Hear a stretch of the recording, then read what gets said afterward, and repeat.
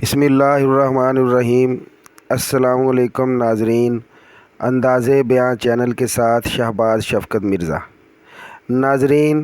ترمذی شریف کی حدیث پاک ہے، حضرت علی رضی اللہ تعالی عنہ سے مروی ہے کہ رسول اللہ صلی اللہ علیہ وسلم نے ارشاد فرمایا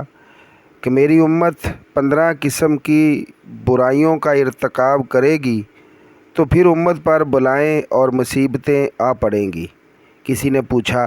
یا رسول اللہ صلی اللہ علیہ وآلہ وسلم، وہ کیا کیا برائیاں ہیں؟ تو حضور صلی اللہ علیہ وآلہ وسلم نے فرمایا، جب مال غنیمت کو شخصی دولت بنا لیا جائے گا اور امانت کو غنیمت سمجھ لیا جائے گا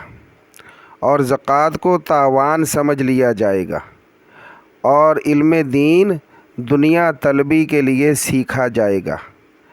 مرد اپنی بیوی کی اطاعت کرنے لگے گا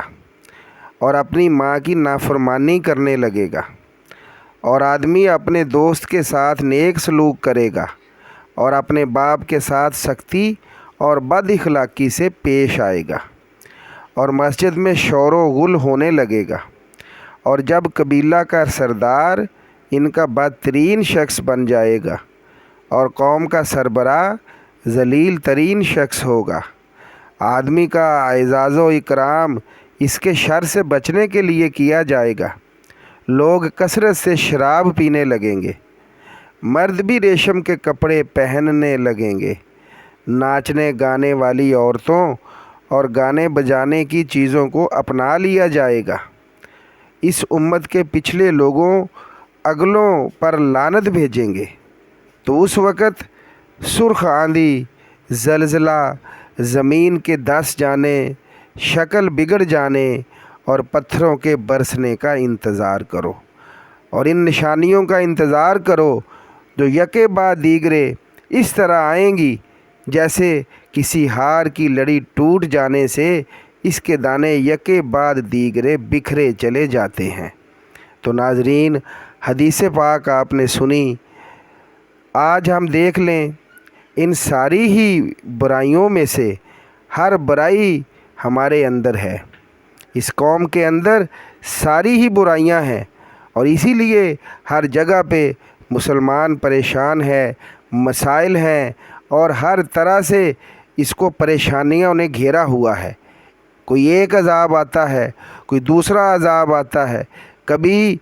مہنگائی کی شکل میں اور زلزلے اور سیلاب، اور اسی طرح جس شخص کو بھی دیکھو بھاگتا چلا جا رہا ہے، جس شخص کو بھی دیکھو پریشان حال ہے۔ دور سے ہمیں چلتے پھرتے لوگ بہت ہی خوش نظر آتے ہیں، لیکن جب ان سے بات کی جائے تو ایسے ایسے دکھ سناتے ہیں کہ بندہ حیران ہو جاتا ہے۔ تو میرے پیارے ناظرین، اگر ہم ابھی بھی توبہ کر لیں اور اپنے آپ کو دین کی زندگی میں ڈھال لیں،